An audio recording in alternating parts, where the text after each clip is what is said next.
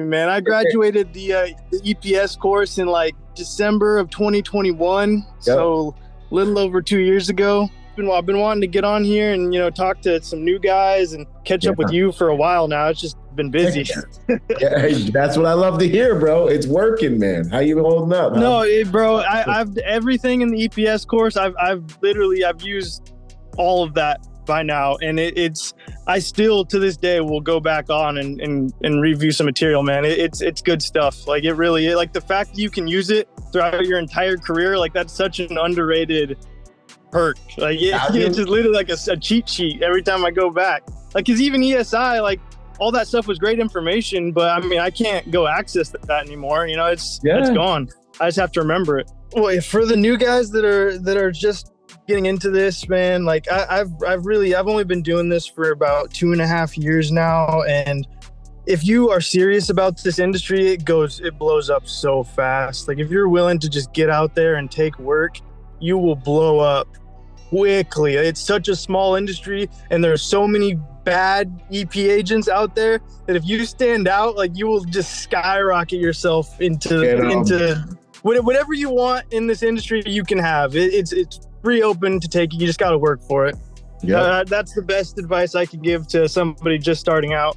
It's so worth it, bro. The money the money I've made back from just working so hard these last 2 years. That's not even recognizable, man. Too easy. It's a great investment. Something around May. That's gonna be my 2 years already. Yeah. So I gotta renew. Let's go.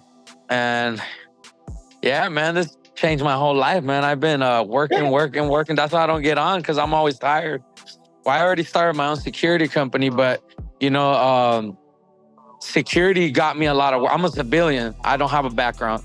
Yeah. So I took your trainings 2 years ago, and I just went all out. But my first contracts were through the class groups. You guys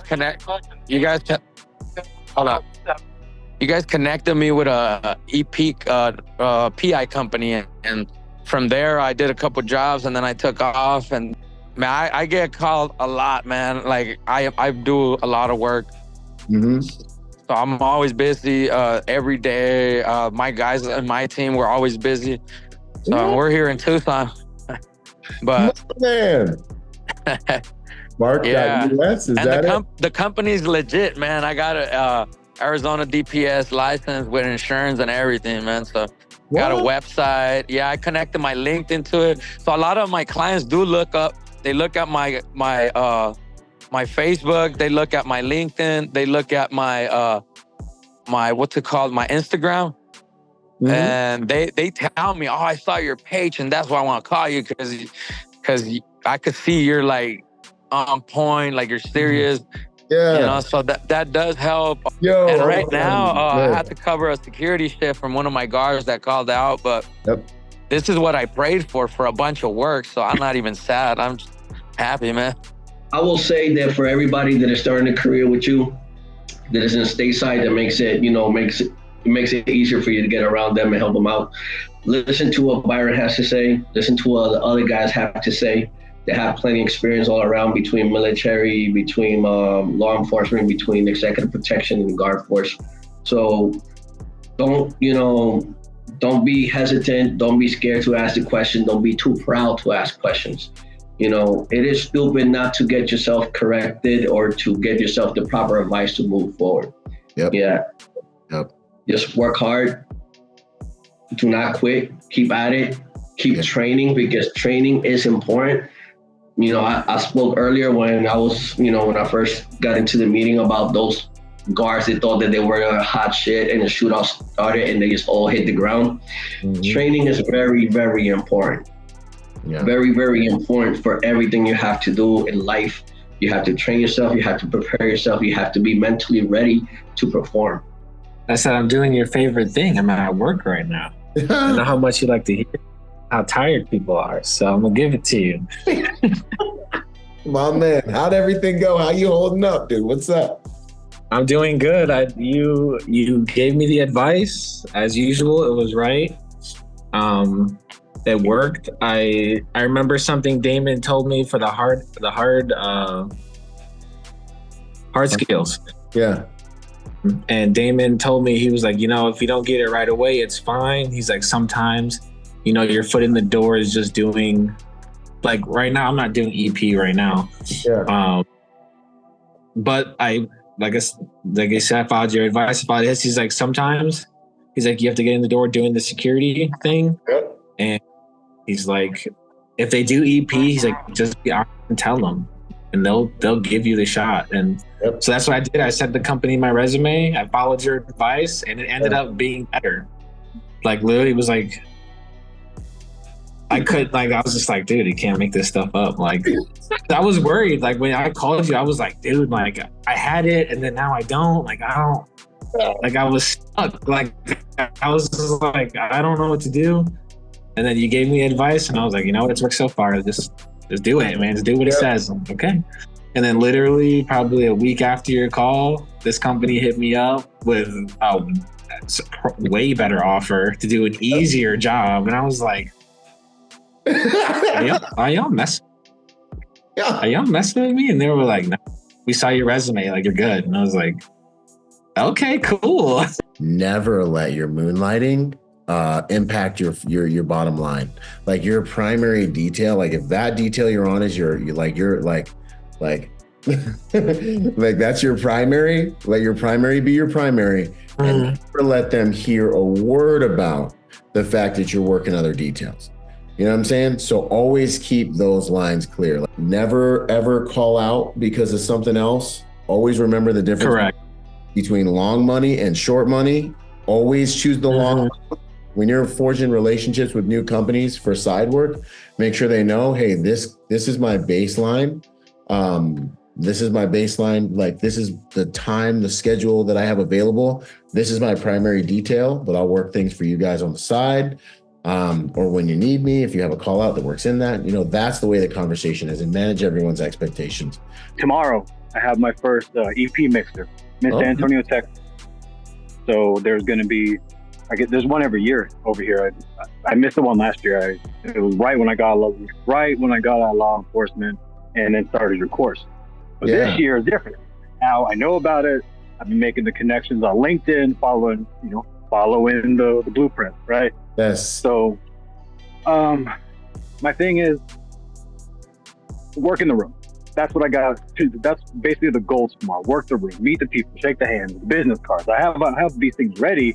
Yeah. But some advice, I guess. Dude, you just really need to be like, throw caution to the wind and have the mission of meeting every single person in that room, bro.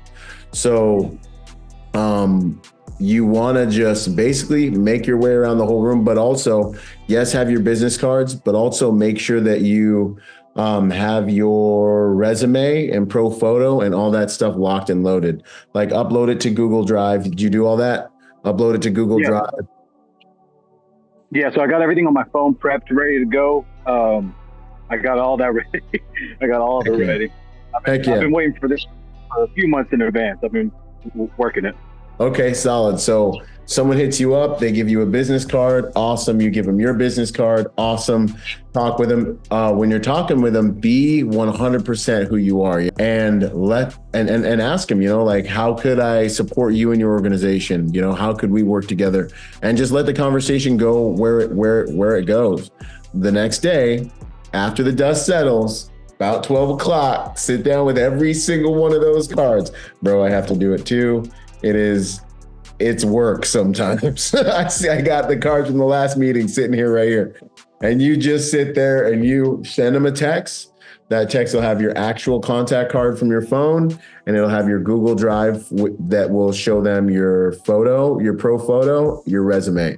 Chase relationships when you're playing that room, and be humble and be exactly who you are. No, yeah, definitely. I appreciate that. And just one thing I do want to say, I have recently just had some success with in Texas getting some PPO work, some EP work. It was just actually last Friday.